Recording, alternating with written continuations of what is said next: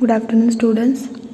So from today we are going to start third unit of cloud computing, and the first topic is autoscaling definition.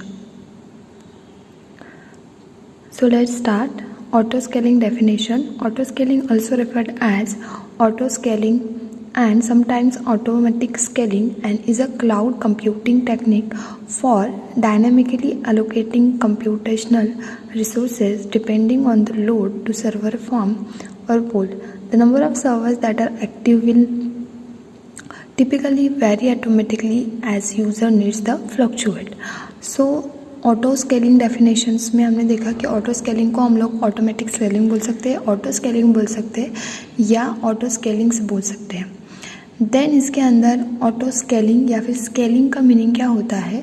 Basically हम लोग cloud computing में user demanded service को use करते हैं, जो हमने इससे पहले भी देखा कि हमारे पास 3 तरीके के ऑप्शंस होते हैं. SaaS service as per demand and platform as per service and infrastructure as a service. तो हमारे पास 3 टाइप के जो है सर्विसेज रहते हैं, जिसमें से according to our requirement we select the cloud computing service. But आप जब क्लाउड को परचेस करते हैं for the specific reason, like suppose मैं मेरे ऑफिस के डेटा को स्टोर करने के लिए क्लाउड को ले रही हूँ, तो मेरी रिक्वायरमेंट जो है वो एक पर्टिकुलर फॉर्मेट में रहेगी. लाइक मुझे 50 GB तक का स्पेस इनफ रहेगा अगर मुझे सिर्फ मेरा पर्सनल डेटा जो है स्टोर करके रखना है, और मुझे अगर पर्टिकुलर ऑर्गेनाइजेशन का डेटा स्टोर करके रखना है जिसके अंदर 100 एम्प्लॉयज़ जो है काम करते हैं और उन 100 लोगों का खुद का अलग अलग डेटा है और मुझे वो एक ही प्लेटफॉर्म पे अगर स्टोर करके रखना है, so I have to choose a platform service for the storage. But ऐसे टाइम पे मेरा जो स्केल रहेगा वो हाई रहेगा, बिकॉज जो स्टोरेज रहेगा वो सबसे ज़्यादा रहेगा. सो स्केलिंग यानी क्या कि स्केलिंग यानी जो आपकी रिक्वायरमेंट है उसके अकॉर्डिंग जब आप लोग सर्विस को चूज़ करते हैं और अकॉर्डिंग टू दैट आप लोग उसके अंदर डेटा को स्टोर करके रखोगे. Then autoscaling and load balancing are related because an application typically sells based on the load balancing and servicing the capacity. In other words, servicing capacity of the load balancer is one of the several metrics that shape the autoscaling policy. तो load balancer एक अलग concept है, auto scaling एक अलग concept है. जैसे मैंने बोला आपको कि आपकी जो रिक्वायरमेंट रहती है उसके अकॉर्डिंग आप लोग सर्विस को जो है चूज़ करते हो और उसको यूज़ करते हो.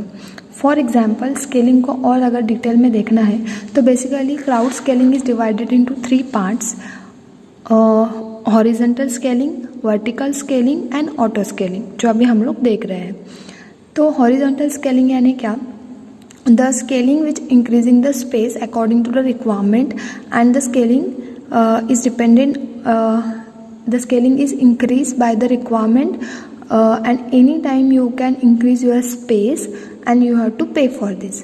तो basically हॉरिजॉन्टल में क्या होता है कि फॉर एग्जांपल आपका जो फ़िलहाल अभी आप लोग किसी प्रोजेक्ट पे काम कर रहे हैं और उसका डेटा अगर आपको स्टोर करके रखना है तो आपने क्लाउड की सर्विस जो है परचेस करके ली है, इंफ्रास्ट्रक्चर एज अ सर्विस. तो इसके अंदर मेरे पास 1 GB का रैम है और 1 TB की जो है हार्ड डिस्क है. तो हम लोग एग्जांपल देखते हैं. तो जैसे आप लोगों को मैंने बताया हॉरिजॉन्टल, वर्टिकल, ऑटो स्केलिंग 3 तरीके के स्केलिंग्स रहते हैं. तो हॉरिजॉन्टल में क्या होता है कि आप लोगों को जो स्पेस है अकॉर्डिंग टू रिक्वायरमेंट वो अगर इंक्रीज़ हो जाती है, so you can upgrade your scaling, उसको बोलते हैं हॉरिजॉन्टल. तो हॉरिजॉन्टल में क्या होता है, फॉर एग्जांपल अगर सपोज आपके पास एक स्पेस है जिसके अंदर 1 GB का रैम है और 1 TB तक की हार्ड डिस्क की स्पेस है. देन जब अपने प्रोजेक्ट पे काम करना स्टार्ट कर दिया या फिर आपका प्रोजेक्ट का जो काम है वो अपग्रेड हो गया है, उसके अंदर का स्टोरेज और इंक्रीज़ हो गया है, now we have to store all data in extra format, या फिर ऐसे कि आपका जो इन्फॉर्मेशन जो आपने इमेजिन की थी कि वो 1 GB तक फुलफ़िल हो जाएगा बट वो अभी उससे ज़्यादा हो रहा है. तो ऐसे टाइम पे आप लोग क्या करोगे, तो आपका ये जो प्लान है, जो आपने 1 GB का क्लाउड कंप्यूटिंग का प्लान लिया है, उसको आप लोग अपग्रेड करोगे और अपग्रेड करने के बाद में उसके अंदर और 8 GB ऐड कर रही हूँ और 1 TB का डेटा ऐड कर रही हूँ, जिससे मेरा स्पेस जो है टोटल 16 GB का हो जाएगा और 2 TB की मेरी हार्ड डिस्क रहेगी। तो इसके अंदर बहुत सारा डेटा जो है आराम से स्टोर होगा। तो एग्जिस्टिंग सिस्टम के अंदर जब आप लोग और एक न्यू सिस्टम को ऐड करते हो उसको बोलते हैं हॉरिजॉन्टल स्केलिंग। ओके, यानी एग्जिस्टिंग सिस्टम को आप लोग हाथ नहीं लगाते हो, उसके अंदर कुछ भी चीज़ों को डिलीट नहीं करते हैं, एज इट इज़ उसके अंदर और एक्स्ट्रा एक सिस्टम न्यू सिस्टम को जो है आप लोग ऐड करते हो उसको बोलते हैं horizontal scaling. Okay, then when you add some space with a previous space or a memory is called the horizontal scaling। यानी आप लोग previous memory के साथ और अपग्रेडेशन करते हो मेमोरी के अंदर, उसको बोलते हैं horizontal scaling। देन नेक्स्ट आता है वर्टिकल स्केलिंग। तो वर्टिकल स्केलिंग में क्या होता है, एग्जिस्टिंग सिस्टम जो रहते हैं आपके प्रीवियसली जो एग्जिस्टिंग सिस्टम जो आप लोग यूज़ करते हो उसको आप लोग डिस्कार्ड करते हो, यानी उसको जो है डिलीट कर देते हो, उसको कुछ भी यूज़ नहीं करते और अकॉर्डिंग टू रिक्वायरमेंट आपको जितना स्पेस अभी लग रहा है कि मुझे ये स्पेस जो है मेरे प्रोजेक्ट के लिए 2 GB और चाहिए रैम, तो आप लोग एक पूरा न्यू सिस्टम जो है परचेस करते हो क्लाउड सिस्टम की तरफ से और उसको बोलते हैं वर्टिकल स्केलिंग। यानी replace your existing system with a new system is called the vertical scaling. आप लोग प्रीवियस वाले सिस्टम को पूरी तरीके से डिलीट करते हो और जितनी आपकी करंट रिक्वायरमेंट है उसके अकॉर्डिंग जो है आप लोग न्यू सिस्टम को बाय करते हो और इसको बोलते हैं वर्टिकल स्केलिंग। ओके, तो हॉरिजॉन्टल में आपने क्या किया, एग्जिस्टिंग सिस्टम के अंदर जो है न्यू सिस्टम को ऐड कर दिया।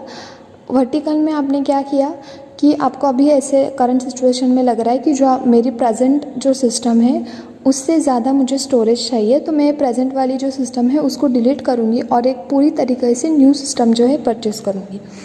देन ऑटोमेटेड स्केलिंग लिसनर में क्या होता है, ये जो सर्विस है ये ऑटोमेटेड है, नाम से ही समझ में आएगा कि ऑटोमेटेड यानी क्या कि ये ऑटोमेटिकली वर्क करेगी। इसके अंदर आपको खुद से सर्विस को चेंज करने की ज़रूरत नहीं पड़ती, आप लोगों को सिर्फ आपके डेटा को स्टोर करना है।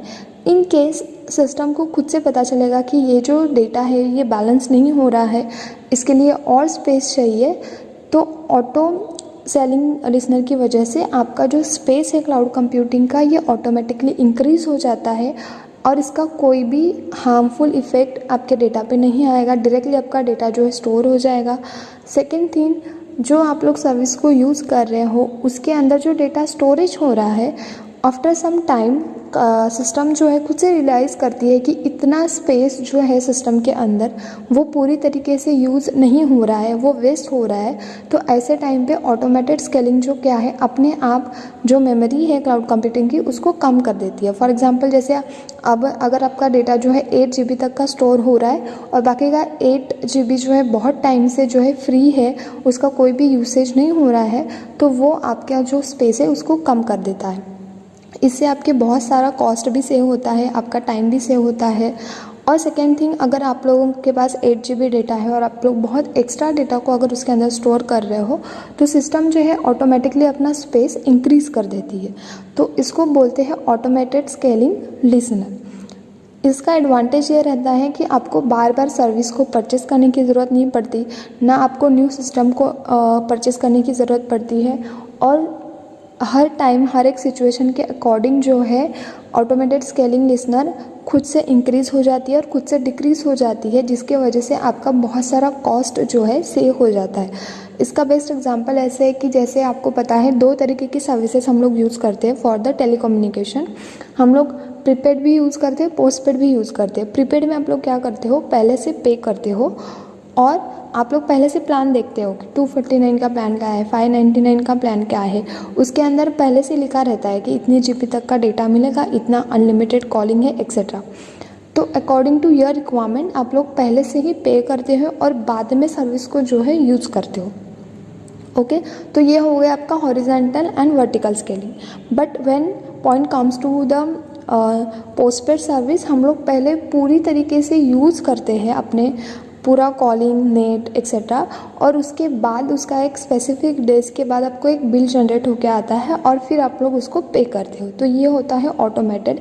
तो हर महीने में जो है आपका बिल फिक्स नहीं आएगा। कभी एक महीने में आपने बहुत ज़्यादा नेट यूज़ किया, दूसरे महीने में कभी अपनी कॉलिंग ज़्यादा की है, तो अकॉर्डिंग टू दैट आपका जो है बिल जनरेट होता है।